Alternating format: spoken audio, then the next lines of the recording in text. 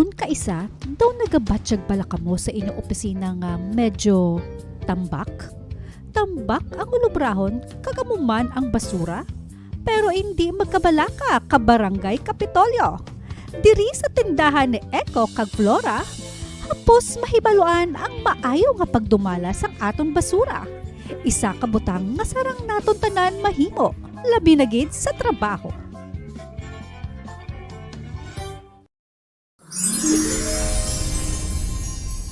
Para sa matinlo nga palibot, tinguhaan naton nga ihaboy sa insakto nga basurahan ang aton sagbot o kun basura.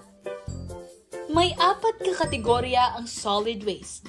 Iniya mo ang biodegradable ukon nagakadunot, recyclable ukon marisiklo, residual ukon hindi mapuslan, kag espesyal ukon delikado nga mga basura. Sa husto nga pagpain-pain sang basura, hindi lang kita nagapaninlo. Nagabulig kita sa pagpanubo sang kadamuon sang basura nga nagapadulong sa mga landfill, nga nagabulig sa aton mga komunidad kag sa palibot.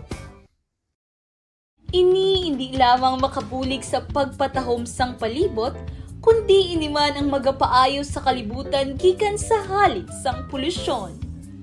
Gani, sugdanan naton ang insakto nga pagseparar o kun pagpain-pain sang basura halin mismo sa ginahalinan sini, diri sa aton opisina kag sa aton mga panimalay. Tandaan, sundon naton permi ang 5 R's: reuse, reduce, recycle, refuse kag repurpose. Mangin maalam kag responsable sa paghaboy sang aton mga basura.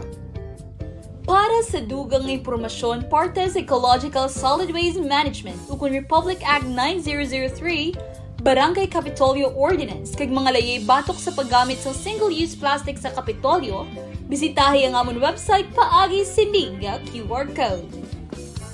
I-follow man kami sa amon Facebook page sa PIONEGOCCSWM o kung bisitahi kami sa opisina sa Provincial Information Division para sa madamo pa nga detalye parte sa solid waste management.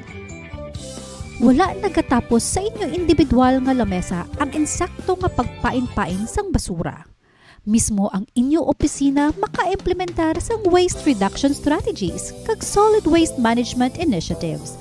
Ang jutay nga mga pagbag-o sa aton adlaw-adlaw nga ginahimo kontra basura makahatag sang dako nga epekto sa aton palibot.